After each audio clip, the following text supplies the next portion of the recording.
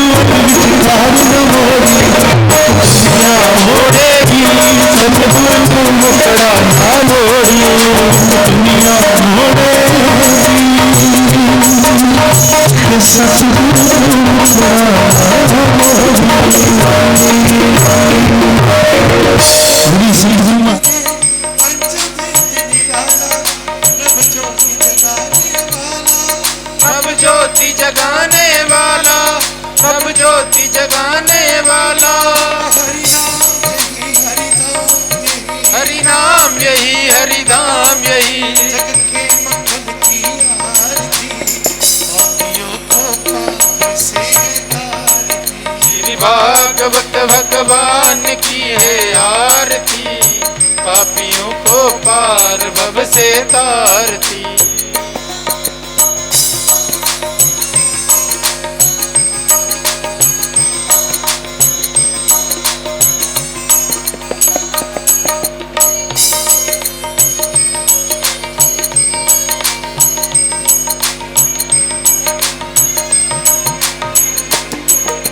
शांति की पावन पुनी पापों का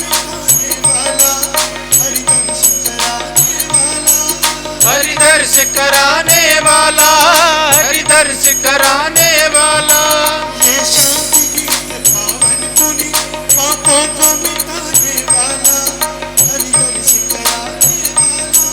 हरि दर्श कराने वाला, हरि दर्श कराने वाला।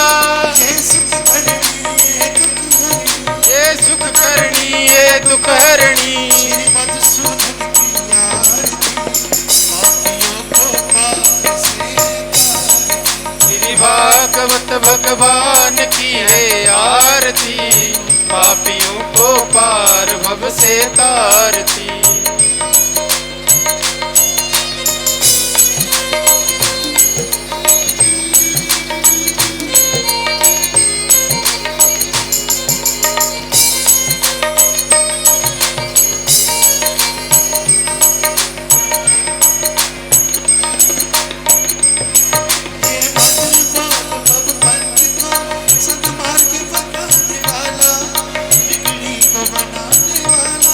बिगड़ी को बनाने वाला, बिगड़ी को बनाने वाला।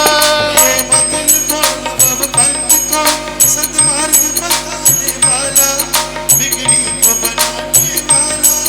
बिगड़ी को बनाने वाला, बिगड़ी को बनाने वाला। श्री राम यही घनश्याम यही, श्री राम यही घनश्याम यही, श्री राम यही घनश्याम यही। श्री राम यही घनश्याम यही। प्रभु के चरणों की आरती, पापियों को पाप से तारती। श्री भागवत भगवान की है आरती, पापियों को पार भव से तारती। और श्री भागवत भगवान की है आरती, पापियों को पाप से तारती। श्री भागवत भगवान की है आरती, पापियों को पार भव से तारती। पापियों को पाप से तारती। पापियों को पार भव से तारती। पापियों को पाप से तारती। पापियों को पार भव से तारती।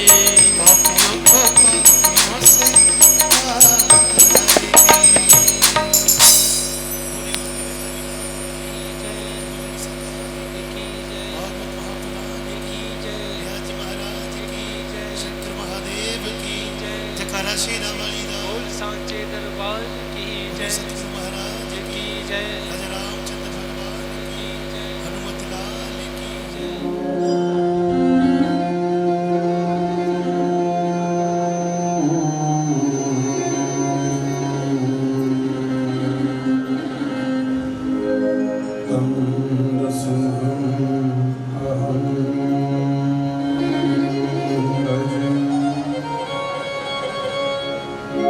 कृष्णाय वासुदेवाय,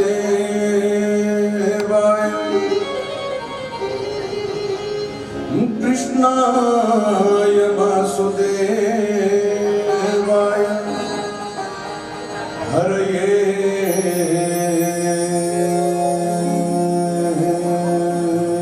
परमात्मने प्रणतक्लेशनाशाय गोविन्दाय नमो नमः। भवानी शंकरो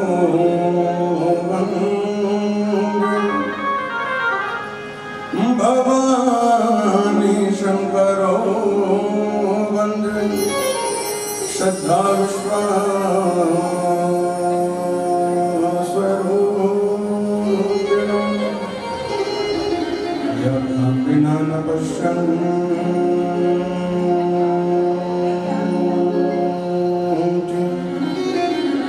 सिद्धास्वान्तस्थानीश्वरम् वन्दे वो धमयं नित्यं गुरुं शङ्कररूपिणं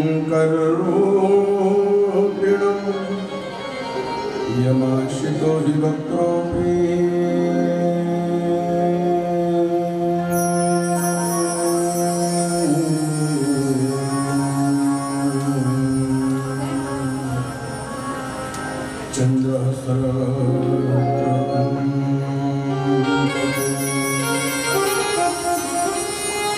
राधा मेरी स्वामिनी अरो मेरा हो तेरो दास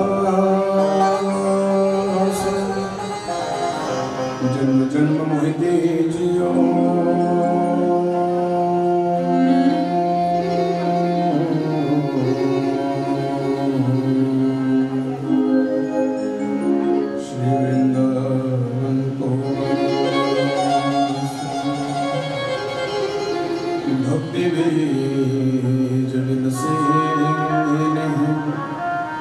जो जग जाए अनंत ऊंच नीच भी अजन्य तो संत को संत राम रामे रामेति रमे रामे मनोरमे सहस्रनाम तत्पुण्यं राम नाम वरानने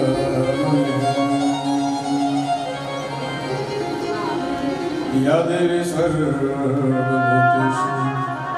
शक्तिरूपेण संस्थिता नमस्तस्यै नमस्तस्यै नमस्तस्यै नमो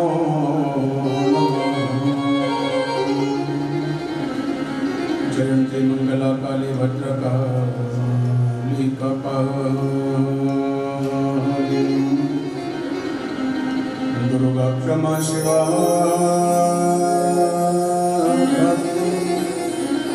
स्वाहा स्वधा नमोस्तुते गुरुविनु भव निधिकरहिना गुरुविनु भव निधिकरहिना जो विरंचि शंकर सम होई जो विरंचि शंकर सम होई ओम कहूँ मैं अनुभव ओम कहूँ मैं अनुभव अपना सत हरि भजन जगत सब सत हरि भजन जगत सब सफल हरे कृष्ण कृष्ण कृष्ण हरे हरे कृष्ण कृष्ण कृष्ण कृष्ण हरे हरे राम राम हरे हरे राम राम राम हरे हरे कृष्ण कृष्ण कृष्ण हरे हरे हरे कृष्ण कृष्ण कृष्ण हरे हरे हरे राम राम राम हरे हरे राम राम राम हरे हरे राम राम राम हरे हरे राम राम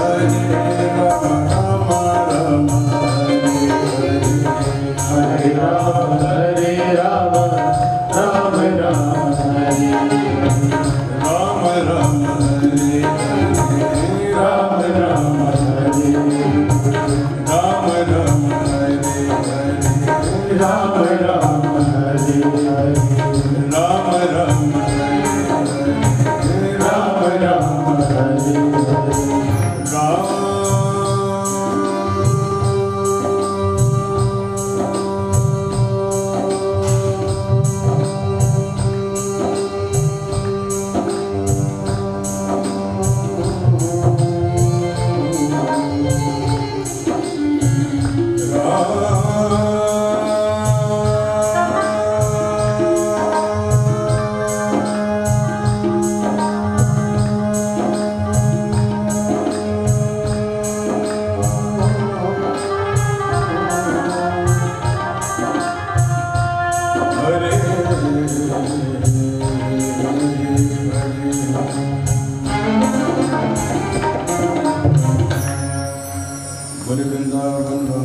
श्री हरिलाल की जय।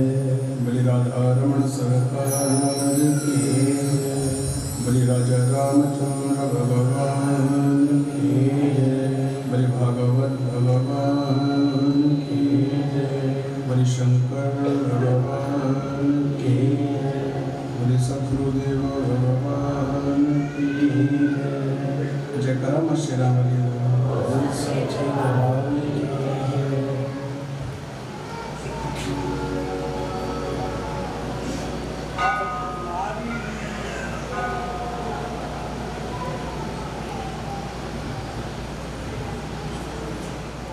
श्री तड़ीदूत बिलिंदी पीताम्बरधारी श्री बालकृष्ण दास की बालमंत्र स्वरूप श्रीमद् भागवत, जिसके चरण कमलों का आश्रय लेकर के प्राणी मात्र इस भव से पार जाने का परम माध्यम परम साधन प्राप्त करता है। निराश्य भगवान श्री हरि नारायण के चरणों में कोटि कोटि वंदन, कोटि कोटि प्रणाम। मधुमंगलमय संत समाज में भगवान की कथा के रसिया श्री हनुमान जी महाराज, अन्य संत महात्मा न जाने कौन से वेश में नारायण मिल जाए, परमात्मा मिल जाए। वो जगत जननी जगदम्बा न जाने कौन से वेश में प्राणी मात्र के मध्य में विराजमान हो, तो प्राणी मात्र के मध्य में मैं नारायण का दर्शन करते हुए, मैं जगत जननी जगदम्बा का दर्शन करते हुए मेरा सभी को कोटि कोटि वंदन, कोटि कोटि प्रणाम। वंदों प्रथम महीसुर चरण विप्र बंधुओं को, गायक एवं वादक बंधुओं को मेरा कोटि कोटि वंदन, मेरा कोटि कोटि प्रणाम। स्थान देवता को देवता, ग्राम देवताओं को मेरा कोटि कोटि वंदन, मेरा कोटि कोटि प्रणाम। बोली सच्चिदानंद भगवान की, बोली राधा रमण सरकार की, बोली भागवत भगवान की। आइए भगवत कृपा से आज हम सप्तम दिवस की दिव्य कथा ज्ञान गंगा में आकर के प्रवेश करें। लेकिन कथा में प्रवेश करने से पहले एक बार चिंतन करें कि कल की कथा कहाँ तक हो गई थी और क्या क्या सुना था, फिर आगे शुरू करते हैं।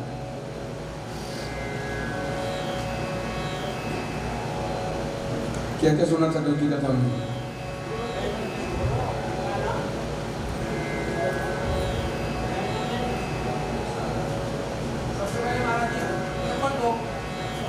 छप्पन भोग के बारे में श्रवण किया था और यानी पर्वतराज गोवर्धन को 56 प्रकार के भोग भगवान पवाए गए, गोवर्धन की लीला का श्रवण किया। और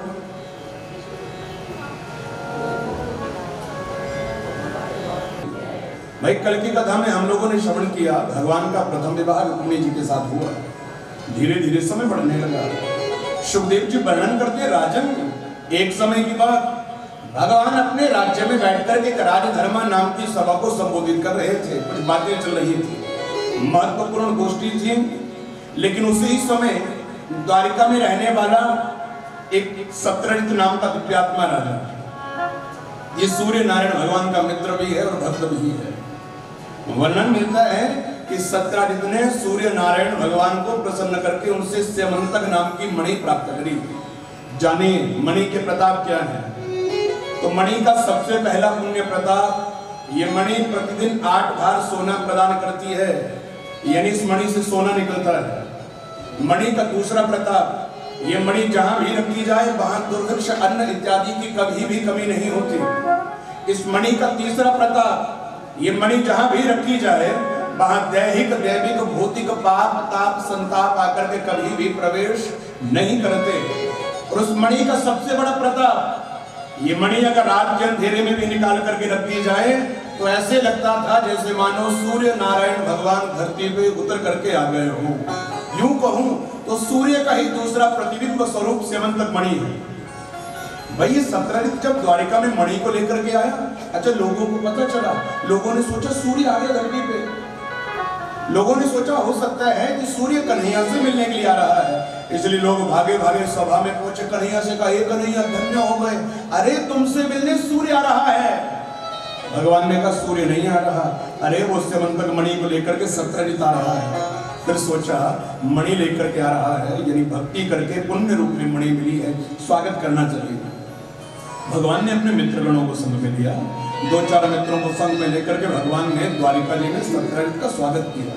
लेकिन भगवान ने राजा सत्यरथ से कहा है, राजन भाई एक काम करो, ये मणि राजकोष में जमा करा दो। 2 कारण है मणि के राजकोष में जमा कराने के, जानिए। भगवान ने कहा भैया अरे तेरी बड़ी उपलब्धि है कि तू स्यमंतक मणि लेकर के आया, लेकिन अगर पुण्य कमाना चाहता है तो एक काम कर, ये मणि जाकर के राजकोष में जमा करा दे, राजा के पास जमा करा दे। क्यों भाई? मणि राजा के पास जमा करा करके क्या होगा?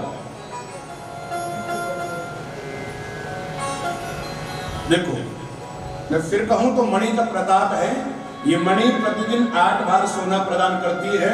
दूसरा प्रताप है इस मणि से, यानी ये मणि जहां भी रखी जाए वहां दुर्भिक्ष अन्न इत्यादि की कभी भी कमी नहीं होती। ये मणि जहां रखी जाए वहां रोग विकार आकर के कभी भी प्रवेश नहीं करते। और सबसे बड़ी विशेषता सूर्य के समान चमकती है। भगवान ने कहा भैया ये मणि राजकोष में जाकर के दे दो, जमा करा दो, ताकि पूरी दुनिया का भला हो जाए, सारे राज्य के लोगों का भला हो जाए। अच्छा कभी सोचिए ये मणि अगर राजकोष में रखी जाती तो बाकी सारे राज्य का भला हो जाता। भाई कैसे होता? नोट करना, कन्हैया ने ठीक कहा, क्योंकि राजा प्रजा के लिए क्या है? राजा प्रजा के लिए, अरे राजा प्रजा के लिए पिता के समान है। शास्त्र कहते हैं अन्नदाता भयत्राता विद्या प्रदर्श उपनयन संस्कर्ता जन्मदाता पंचैता पितरः स्मृतः। पर राजमाता गुरुर्माता मित्र पत्नी तथैव च स्वमाता भार्य माता च पंचैतः मातरः स्मृतः। 5 प्रकार के पिता और 5 प्रकार की माताओं का वर्णन शास्त्रों ने किया है, जिसमें राजा भी पिता के समान है। जरा सोचो, मानो एक उदाहरण से आप लोगों को बताऊं, घर में पितुल्य कोई औषधि या कोई मणि लेकर के आए, जिसको घर में रखने से घर में कोई बीमारी नहीं आती हो, अब लेकर के पिताजी आए हैं, लेकिन जरा सोचो भाई इसका फायदा किस किस को होगा? कोई ऐसी औषधि या कोई मणि लेकर के, कोई यंत्र लेकर के आए और पिताजी ने वो मणि आकर के यंत्र घर में आकर के रख दिया। अब इस यंत्र का प्रभाव है कि जहां ये रखा जाए वहां विकार नहीं आता, रोग नहीं आता। तो जरा सोचो इसका फायदा किस किस को होगा? स्वाभाविक है सारे घर के लोगों को होगा। और अगर राजा प्रजा के लिए पिता के समान है तो स्वाभाविक है राजा के पास अगर वो मणि रहेगी तो प्रजा बच्चों के समान है, तो प्रजा में यानी पूरे राज्य में कोई बीमारी नहीं आ सकती। और दूसरा तो तनिक चिंतन करना, दैहिक दैविक भौतिक पाप ताप संताप आकर के कभी भी प्रवेश नहीं कर सकते। सबसे बड़ा पुण्य विशेषता होती राज्य में कभी भी अन्न का अकाल नहीं पड़ता, लोग भूखे नहीं मरते। भगवान ने कहा राजन दे दे जाकर के राजकोष में जमा करा दे मणि को। लेकिन सत्यरथ ने बड़े समय तक मन में सोचा, अंत में विचार किया भैया अरे सूर्य को मैंने प्रसन्न किया, मणि मैंने ली, और जब पुण्य कमाने का मौका आया तो कहते राजा के पास जमा करा दे। सत्यरथ ने कहा नहीं मैंने नहीं। क्यों? सत्यरथ ने मन में सोचा अगर ये मणि राजा के पास रहेगी और अगर इस राजा के राज्य में प्रजा प्रसन्न रहेगी तो स्वाभाविक है भाई लोग अच्छा किसको कहेंगे। यानी जिस राजा के राज्य में प्रजा प्रसन्न रहती है श्रेय भी उसी को जाता है, चाहे कारण चाहे कैसा भी बना, कोई भी बन रहा हो। लेकिन जिस राजा के राज्य में प्रजा प्रसन्न रहती है उस राजा को उस प्रसन्नता का पूरा श्रेय जाता है। भाई फलाना राजा था, उस राजा के राज्य में कोई दंगे नहीं हुए, कोई विपदा नहीं आई, कोई दुख नहीं आया, बिल्कुल एक साम्राज्य चलता रहा। यानी सत्यरथ ने सोचा मणि मेरी है, राजा के पास रही तो पूरा श्रेय यानी फायदा उसको ही मिलेगा, मुझे नहीं मिलेगा। इसलिए कहा एक नहीं सुन, मैं नहीं देता, मैं मणि प्रदान नहीं करता। क्यों? अरे आराधना मैंने करी, मणि मुझे मिली, और अगर मिल गई तो तू कहता है कि राजा को दे दे। राज्य की अगर इतनी ही चिंता है तो जाकर के तू भी आराधना कर ले, और अगर सूर्य प्रसन्न होकर के तुम्हें मणि प्रदान करे तो राजा के पास जमा करा देना, लेकिन मैं नहीं देने वाला। तनिक चिंतन करना। सत्यरथ ने मन में सोचा अगर मैं मणि दे दूंगा तो राजा का श्रेय होगा, राजा को तो बड़ा महत्व मिलेगा, लेकिन मुझे कुछ नहीं मिलेगा। लेकिन एक निवेदन आप लोगों से कर रहा हूं, हमें लगता है कि हमारे द्वारा दिया गया कुछ भी सामने वाला जब आकर के उसको आगे कहीं बांटता है तो हमें लगता है कि भाई वो फलाना भंडारा चल रहा था या कोई यज्ञ चल रहा था, हमने वहां जाकर के पैसे दिए या कुछ भी दान पुण्य, चावल दाल या जो भी दिए। हमें लगता है कि कमेटी वाले सब लोग आगे आगे हो करके काम कर रहे हैं तो स्वाभाविक है वाहवाही भी उनकी होगी। लेकिन मैं निवेदन करूंगा, दुनिया की नजरों में वाहवाही लूट सकते हो, लेकिन ईश्वर आपके घर का अगर एक चावल का दाना भी आकर के लंगर भवन में या कहीं भी आकर के जुड़ता है तो मैं निवेदन करूं, दुनिया को पता नहीं लगता होगा लेकिन ईश्वर नोट कर रहा है, वो प्रतिफल नोट हो रहा है। एक उदाहरण से आपको लोग व्यक्त करता हुआ चलूं, एक समय की बात, कोई एक बेचारा रेलवे स्टेशन में एक बड़ा वृद्ध व्यक्ति रहता था, बड़ा गरीब था, जिसका काम था रोजाना ट्रेन में चढ़ करके मांग करके खाना, बस। लेकिन विडंबना थी वो व्यक्ति लंगड़ा था, और दूसरी विडंबना बेचारा अंधा भी है, लेकिन फिर भी जैसे कैसे उसका अभ्यास बन चुका था, रोज कोई ना कोई गाड़ी रुकती, सुबह ट्रेन में चढ़ता, एक दो डिब्बे में जितना भी होता सफर करता, मांगता, जो मिल जाए हर इच्छा से स्वीकार करता। लेकिन एक दिन क्या हुआ, ये महात्मा जो था, ये जो बेचारा वृद्ध व्यक्ति था,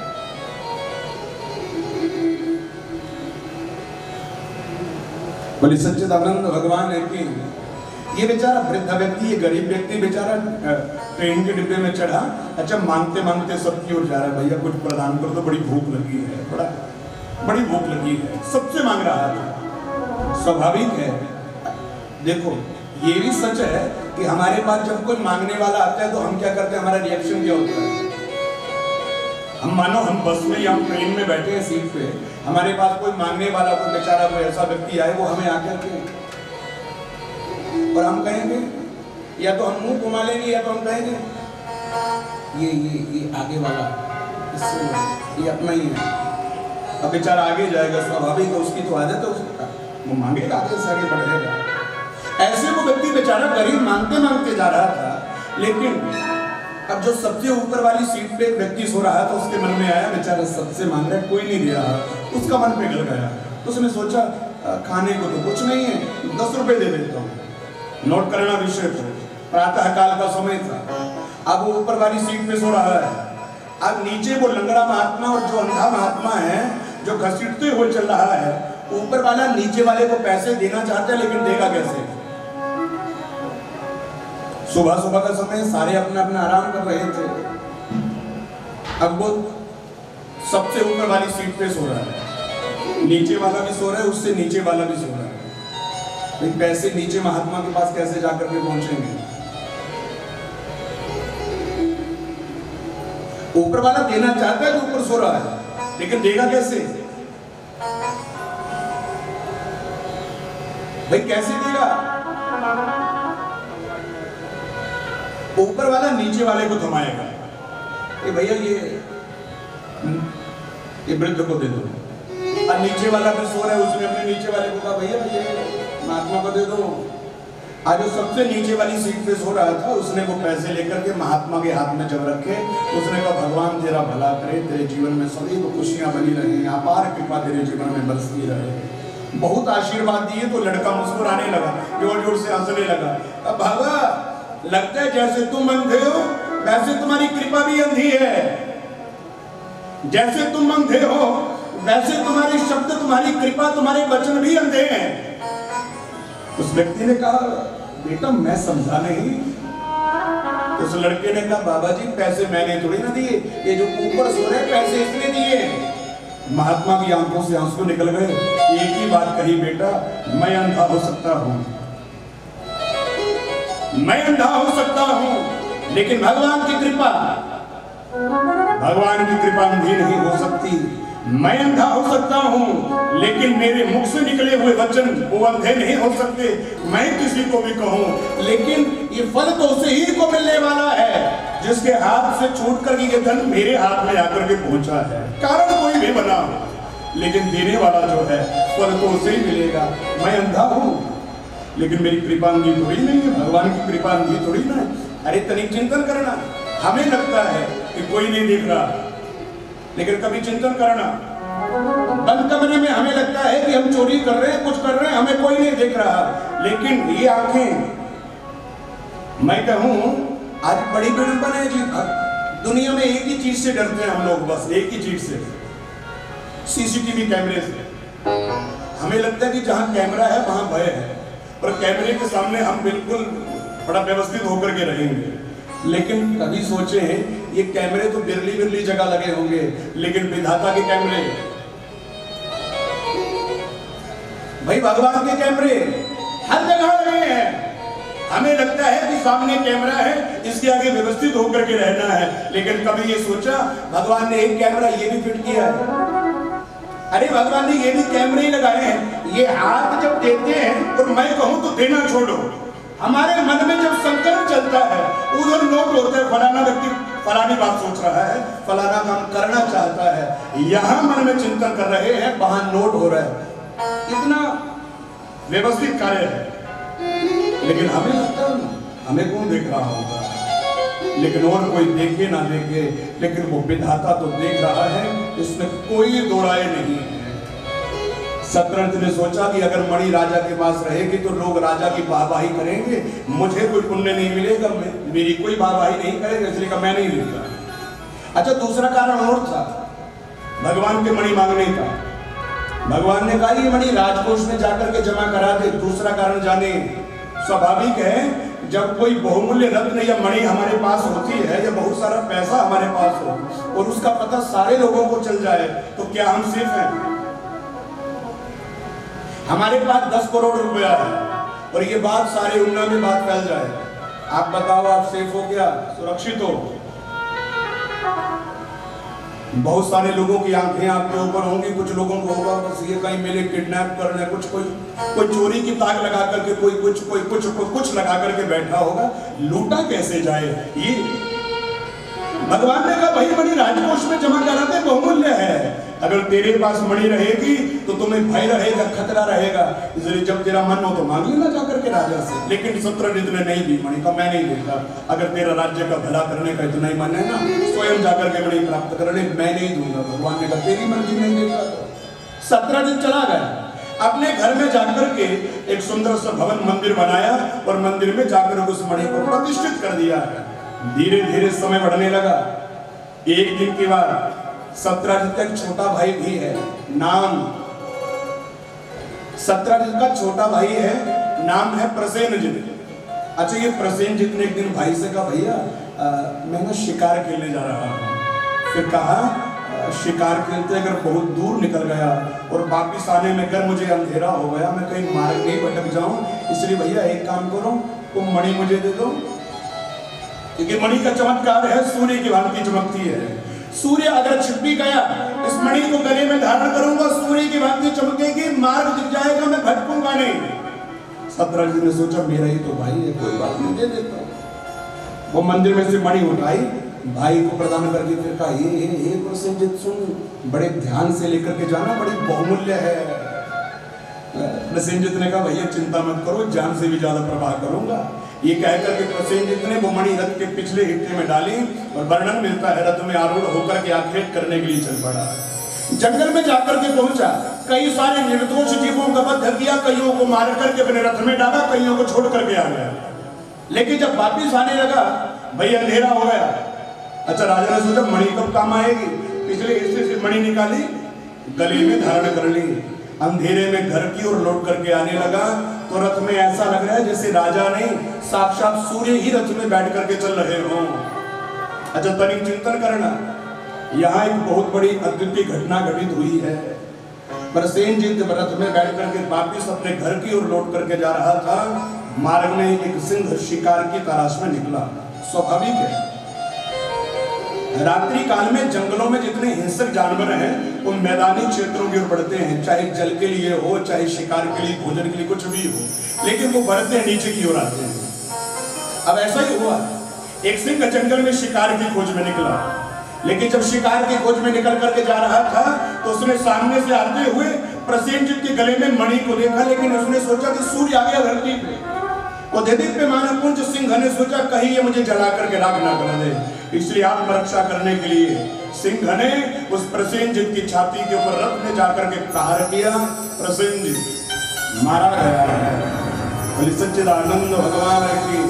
देखो एक निवेदन और कर दूं, कोई भी जीव तब तक अटैक नहीं करता जब तक उसे भय नहीं होता, तब तक। जब उसे अपने प्राणों का भय लगता है तो वो आत्मरक्षा के लिए कुछ भी करने में सक्षम है, चाहे वो चींटी ही हो, चाहे वो सांप ही हो, चाहे वो कोई भी जीव है। अपनी आत्मरक्षा करने के लिए वो कुछ भी करेगा।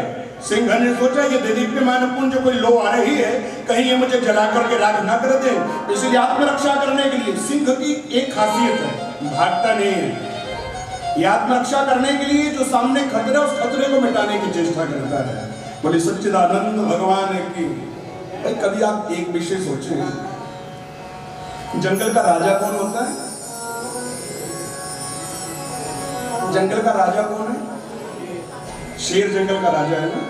अच्छा, जंगल में वोटिंग होती है क्या? जंगल में भी इलेक्शन होते होंगे, क्यों जी? और अगर जंगल में इलेक्शन होते भी होंगे तो फिर शेर को कौन सा गुण देख करके राजा बनाया गया? संतों ने तो कहा है ना भिषेको ना संस्कार सिंहस्य क्रियते बने। शेर का जंगल में कोई भी राज्याभिषेक संस्कार नहीं होता, लेकिन फिर भी राजा होता है। और गुण जाने तो कभी सोचिए कि उसकी हाइट बहुत बड़ी है, कि हाइट में बड़ा है। और अगर हाइट में बड़ा देख करके चुनाव होता तो कहीं ना कहीं जिराफ को राजा बनाया जाता जंगल का। तनिक चिंतन करना, अगर मोटापे को देख करके, बड़े स्थूल काय शरीर को देख करके राजा घोषित करते होते तो वे जंगल का राजा शेर नहीं हाथी होता, क्योंकि हाथी बहुत बड़ा होता है, विशाल काय शरीर है। और अगर सोचें भाई चालाकी की दृष्टि से अगर जंगल में राजा घोषित किया जाता होता तो फिर जंगल का राजा लोमड़ी सबसे ज्यादा चालाक होती है। अगर चालाकी को देख करके राजा बनाया जाता कि बड़ा होशियार होना चाहिए तो लोमड़ी बड़ी होशियार है, बड़ी चालाक है। अच्छा जरा सोचो, अगर फुर्ती में देखा जाए शेर बड़ा फुर्तीला भी नहीं होता। अगर फुर्ती में देखा जाए शेर उतना फुर्तीला नहीं, उतना एक्टिव नहीं है। लेकिन अगर फुर्तीले की दृष्टि से राजा घोषित करना होता तो फिर जंगल का राजा चीता होता, क्योंकि चीता बड़ा फुर्तीला है। तनिक चिंतन करना, ना तो इसकी हाइट बड़ी है, ना तो इसका शरीर मोटा है, ना तो ये बड़ा चतुर है, और ना ही ये भागने में उतना कुशल है, ना ही उतना एक्टिव है, लेकिन फिर भी जंगल का राजा है। क्यों? जाने, शेर में कोई गुण नहीं है, एक ही गुण है, और शेर का वो गुण है उसका आत्मविश्वास बड़ा पक्का है। शेर का गुण है, शेर का जो आत्मविश्वास है ना वो बड़ा पक्का है। वो सामने हाथी को हाथी थोड़ी ना देखता है, सामने से हाथी को आता देख करके बाद 1 महीने का भोजन आ गया। उसने हाथी को हाथी की दृष्टि से नहीं देखा, उसने हाथी को शिकार की दृष्टि से देख लिया। उसने जंगल में आते जिराफ को जिराफ थोड़ी ना देखा। अगर वो हाइट देख करके तो स्वाभाविक डर जाता, उसको विश्वास है ये चाहे जितना भी बड़ा हो लेकिन मेरे बल के आगे कुछ भी नहीं है, और वो जाकर के अटैक करता है, वो जिराफ मरता है। वो जिस किसी जीव को सामने देखता है वो भय रूप में थोड़ी ना देखता है, डर रूप में थोड़ी ना देखता है, उसका विश्वास है मैं इसे मार सकता हूं, और उसका विश्वास ही उसे जंगल का राजा घोषित करता है। तनिक चिंतन करना, ये विश्वास सिंह में ही नहीं हम सब लोगों में होना चाहिए। जब तक हमारे भीतर विश्वास पक्का नहीं है तब तक हम जिंदगी में कभी भी सफल नहीं हो सकते। और अगर जिंदगी में हमारा विश्वास पक्का हो गया तो फिर दुनिया की कोई ऐसी मंजिल नहीं है जो हमारे कदमों के नीचे नहीं आ सकती। जिंदगी में कोई ऐसी मंजिल नहीं है जिसको हम जीत नहीं सकते हैं, जीत सकते हैं लेकिन मात्र विश्वास से। अगर हमारा दृढ़ विश्वास पक्का हो जाए ना, हम सोचेंगे टेस्ट क्लियर करना है तो करना है और होगा, इसमें कोई दो राय नहीं है। क्यों? विश्वास है हमारा। और अगर विश्वास नहीं है तो फिर तो चाहे जितना मर्जी पढ़ते रहो। जिन भाई ने कहीं उस मणि को लेकर के कहीं दूसरे देश में प्रस्थान तो नहीं कर गया, आपने वो सैनिकों को भेजा, जाओ जाकर के जंगल में मेरे भाई को ढूंढो। पर 17 दिन के सैनिक जंगल में भाई को ढूंढने के लिए गए, लेकिन जंगल में जाकर के देखा रथ पड़ा है और सेनजीत मरा पड़ा है। सैनिकों ने यहाँ वहाँ अगल बगल में सब जगह मणि को ढूंढा, मणि नहीं मिली। सैनिकों ने घर आकर के बताया, राजन अरे बहुत बड़ा अनर्थ हो गया, तुम्हारे भाई को किसी ने मार दिया है। राजा ने कहा मणि, सैनिकों ने कहा महाराज बड़ी कोशिश करी, मणि नहीं मिली। लगता है कि तुम्हारे भाई को किसी ने मणि के लिए ही मारा होगा। अच्छा तनिक चिंतन करना, ये बात हुई और तब तक सत्यजित ने कहा अरे राम, मेरे भाई को और किसी ने नहीं, कन्हैया ने मारा होगा। क्यों?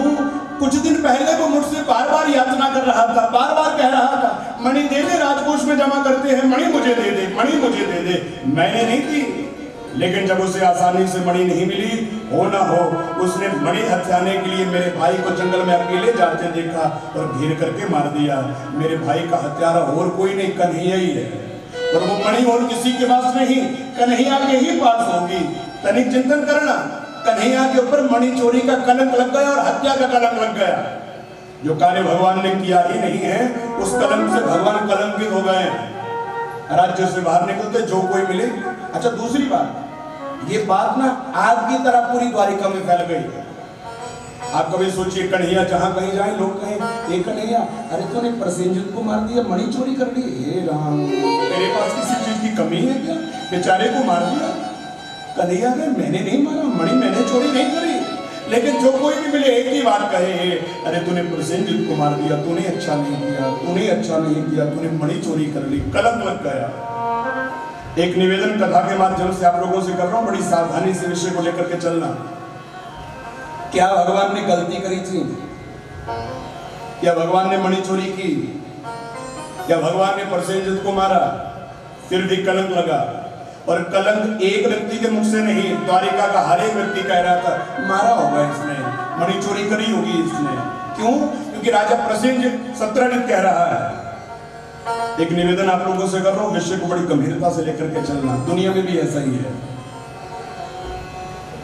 आज दरअसल होता क्या है भाई, किसी व्यक्ति के प्रति छोटी मोटी कोई बात उठ जाए ना, कोई भी अफवाह उठ जाए, हम उसका इतना आनंद लेते हैं कि वो बात जब तक राष्ट्रव्यापी नहीं हो जाए तब तक हमें आनंद नहीं आता। आप कभी सोचिए, दुनिया में सब कुछ मिल सकता है, लेकिन इज्जत नहीं मिल सकती कमाने से भी।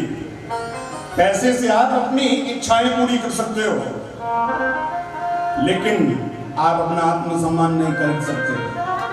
आप पैसा लगा करके 10 लोगों को 10 दिन के लिए खरीद सकते हो, लेकिन उनकी नजरों में वास्तविकता वाला प्रेम नहीं खरीद सकते। और मैं निवेदन करूं, जिंदगी में व्यक्ति को जिंदगी लगती है सम्मान कमाने में, यानी इज्जत कमाने में, लेकिन मिटने में सेकंड नहीं लगता। फिर निवेदन कर रहा हूं, ये बड़ी विडंबना है, किसी के बारे में कोई छोटी मोटी बात हमें पता चले, चाहे वो सच है नहीं है हम मालूम नहीं करते, लेकिन उस बात को हम जो कोई मिले उससे जाकर के कह देंगे बेशक पता नहीं वो फलाना कह रहा था, ये फलानी कह रही थी, आपने सुना या आपने देखा, लेकिन आपने किसी के चरित्र को तो मैला कर दिया। मैं निवेदन करूं, अगर ईश्वर ने आपको किसी का चरित्र बनाने का सामर्थ्य नहीं दिया तो किसी का चरित्र बिगाड़ने का सामर्थ्य भी नहीं दिया है। बड़ी गंभीरता से विषय को लेकर के चले। दूसरों की बुराइयों को जहां सुनते हैं ना वहीं छोड़ दीजिए। क्यों? हर एक व्यक्ति का अपना आत्मसम्मान होता है, अपनी इज्जत होती है। आप कभी सोचिए, किसी के बारे में कोई अफवाह फैली, हमने उस बात को पूरे गांव में, सारे ऊना में फैला दिया, उस व्यक्ति की बेइज्जती हो गई। 4-5 दिन बाद जब सच की पड़ताल हुई तो वो सच्चा पाया गया, लेकिन जरा सोचो तब तक तो बदनाम हो चुका था। हो सकता है वो व्यक्ति बेचारा दुख में आकर के मर ही जाए, हम उसकी जिंदगी उसे लौटा सकते हैं? जो नजरों में, सारी दुनिया की नजरों में गिर गया, कि हम उसे फिर से वैसे इज्जत प्रदान कर सकते हैं?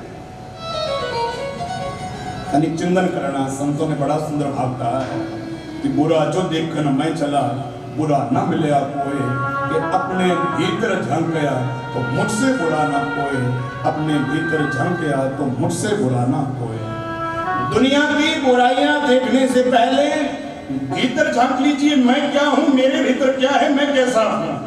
और मैं कहता हूं, ये सीख गए ना तो जिंदगी जीना सीख गए। फिर कह रहा हूं, किसी की बातों को, किसी की चुगली निंदा को जहां सुनते हो वहीं पे छोड़ करके चले जाइए। अगर हम किसी को बदनाम करते हैं तो जरा चिंतन करना, समय जो है ना, ये संसार है जहां हम रहते हैं, संसरती ये सरकता रहता है, एक जगह नहीं रहता। आज जहां वो खड़ा है कल को हम अगर उस डगर पे उस राह पे उस जगह जाकर के खड़े होंगे। अगर हमारे साथ ऐसा हो जाए तो भाई, अगर हमारे साथ ऐसा हो जाए तो क्या करोगे? खुद के ऊपर कोई आंच आ जाए, कोई चरित्र के ऊपर आंच आ जाए तो हम लाखों सफाइयां देते हैं। यही सोच लो, हम सफाइयां दे रहे क्योंकि हमें लगता है कि मैं सच्चा हूं, सामने वाला भी कहीं ना कहीं सच्चा होगा। इसलिए निवेदन करूंगा, किसी के चरित्र को लांछित करने का जीवन में कभी भी भाव लेकर के ना आ जाए। ये जीवन में सबसे बड़ी मूर्खता का परिचय है। आज भगवान ने जो कार्य किया ही नहीं है, बहाने लोगों ने ऐसा ही किया। जहां जाए कन्हैया, लोग कहीं मणि चोरी कर ली, हत्या कर दी, ये वो कलंक लग गया। भगवान ने सोचा जो काम मैंने किया ही नहीं है उसका फल मैं क्यों भुगतूं। एक दिन तो भगवान ने निश्चय कर लिया, अपने मित्रगणों को संग में लिया और जाकर के जंगल में अन्वेषण करने के लिए चले गए। प्रसेनजित कहाँ मरा है, मणि को ढूंढने के लिए गए। जंगल में जाकर के पहुंचे, प्रसेनजित का रथ है, अगल बगल में सब जगह मणि ढूंढी, मणि तो नहीं मिली, लेकिन रथ के पास बड़े बड़े सिंह के पंजों के निशान हैं। भगवान ने सोचा हो ना हो प्रसेनजित को किसी सिंह ने मारा होगा, और सिंह के पद चिन्हों का अनुसरण करते करते भगवान जंगल में आगे बढ़े तो आगे झाड़ियों में जाकर के देखा सिंह मरा पड़ा है।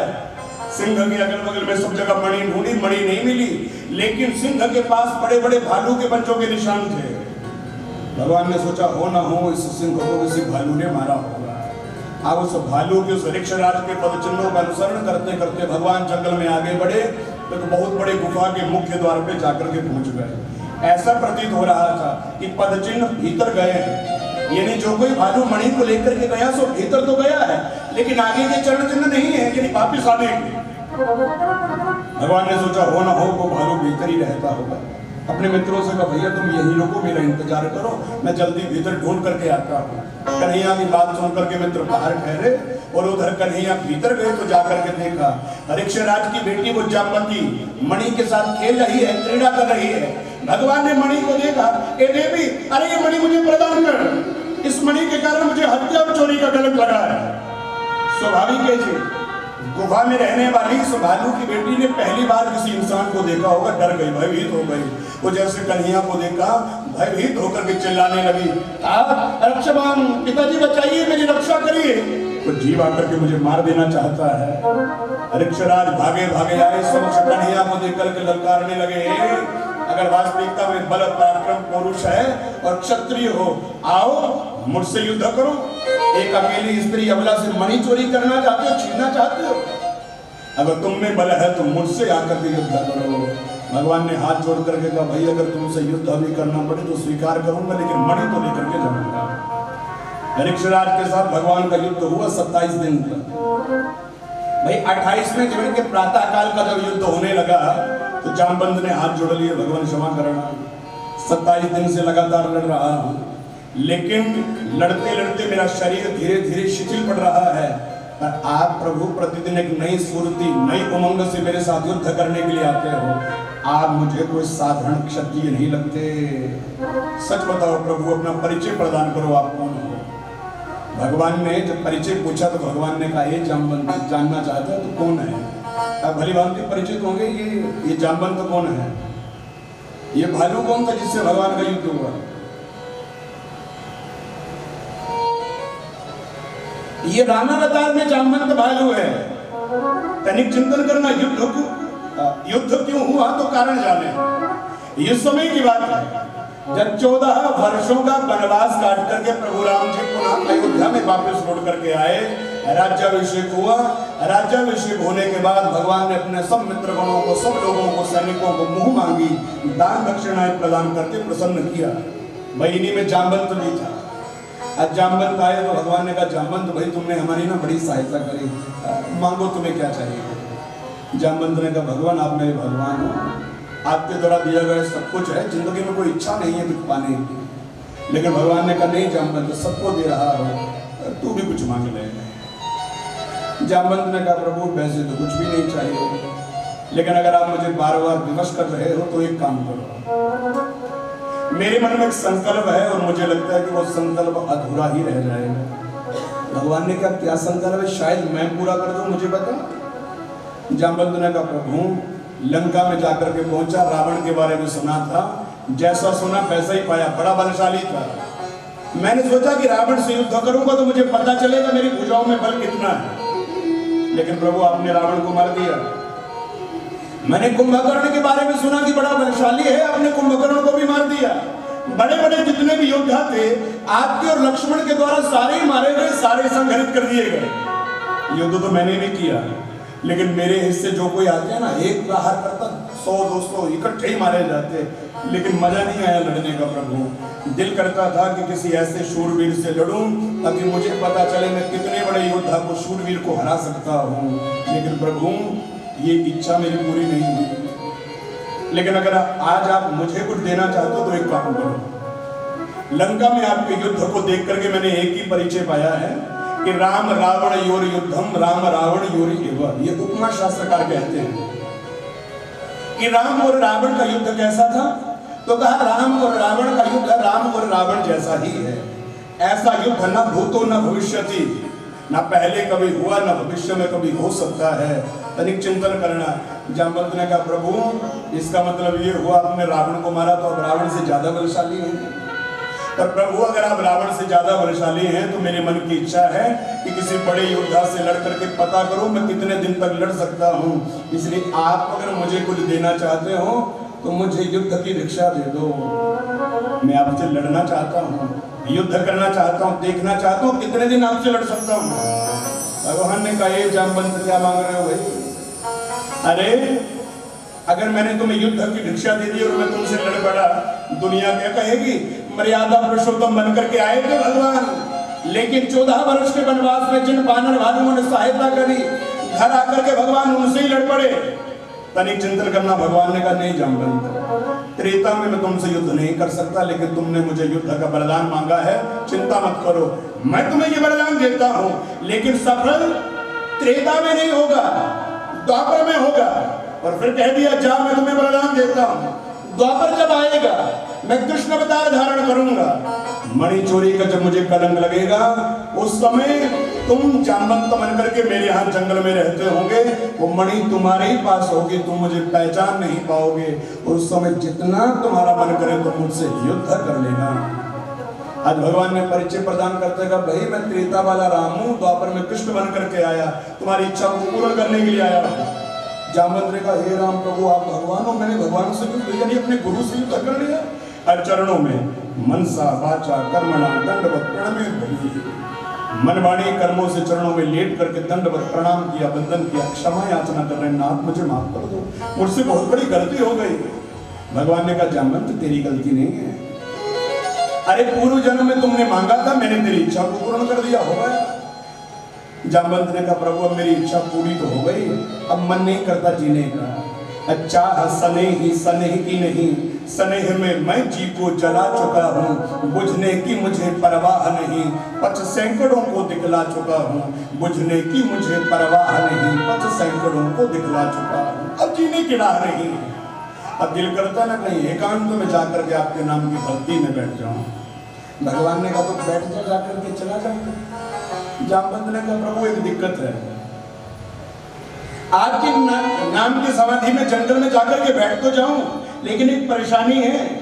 भगवान ने कहा क्या परेशानी है भैया? कहा प्रभु मेरी एक बेटी है और जब तक मैं अपनी बेटी का विवाह नहीं कर देता लोग कहेंगे लो जो डर करके भाग गया गृहस्थी से। प्रभु गृहस्थी को स्वीकारा है तो जब तक बेटे का विवाह नहीं कर देता तब तक नहीं भाग सकता, और अगर भागता हूं तो दुनिया कहेगी लो जी डरपोक कहीं का भाग गया, पहले शादी कर ली, बच्चे हुए, उसके बाद भाग गया, यानी गृहस्थी से भयभीत है। भगवान भी नहीं मिल पाएंगे। फिर कहा बेटी का विवाह हो जाए उसके बाद फिर बस जंगलों में जाकर के तुम्हारे नाम का भजन करूंगा, जय जयकार करूंगा, बस और कुछ नहीं चाहिए। भगवान ने कहा जामवंत तो फिर बेटी का विवाह कर दे, वो अच्छा वर देख करके दुल्हा देख करके। जामवंत ने कहा प्रभु मिलता ही नहीं है। तो तुम्हें कैसा वर चाहिए? कहा प्रभु दुनिया में बड़े ढूंढे लेकिन कोई नहीं मिला।